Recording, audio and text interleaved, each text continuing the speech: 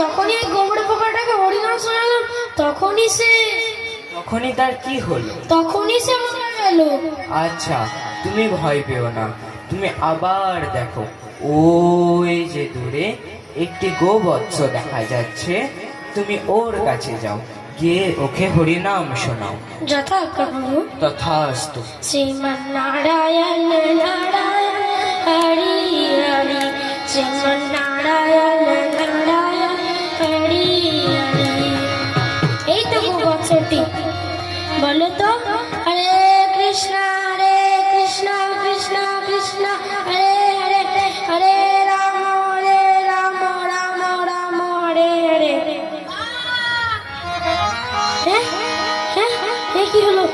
কি হলো আবার? আমি যখনই এই গোবৎসটাকে হরিনাম শোনাও, এও সঙ্গে সঙ্গে মরে গেল। কি হলো প্রভু প্রভু প্রভু প্রভু প্রভু। কি হয়েছে নারদ? প্রভু, আমি যখনই গোবৎসটাকে হরিনাম শোনাও, সেও সঙ্গে সঙ্গে তারও সঙ্গে সঙ্গে কি হলো? সেও সঙ্গে সঙ্গে মরে গেল। তুমি ভয় পেও না, জন্ম যার হয়েছে মৃত্যু তো তার হবেই, এতে ভয় পাওয়ার কোনো কারণ নেই।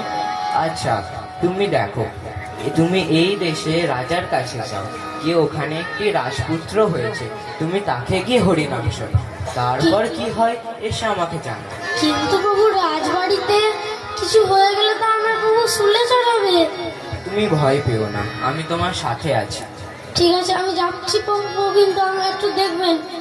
আস্তু। শ্রীমন্নারায়ণ নারায়ণ হরি হরি, শ্রীমন্নারায়ণ নারায়ণ হরি হরি। এই তো রাজপুত্র খেলা করছে এখানে। বলো তো হরে কৃষ্ণ কৃষ্ণ কৃষ্ণ হরে হরে, হরে রাম রাম রাম হরে হরে। প্রণাম দেবর্ষি। প্রণাম। আমি প্রথম জন্মেছিলাম একটি গোবরে পোকা। শুধুমাত্র আপনার মুখে হরিনাম শ্রবণ করে আমি দ্বিতীয় জন্মে পশুকুলের মধ্যে সর্বশ্রেষ্ঠ জন্ম গোবৎস হয়ে জন্মালাম, এবং সেই জন্মেও আমি আপনার মুখে হরিনাম শুনে এই মানব জন্ম পেলাম। শুধুমাত্র হরিনাম শ্রবণ করে একটি গোবরে পোকা থেকে এই মানব জন্ম পেলাম, এবং এই জন্মেও আমি আপনার মুখে হরিনাম শুনে বৈকুণ্ঠ ধাম প্রাপ্ত হতে চলেছি।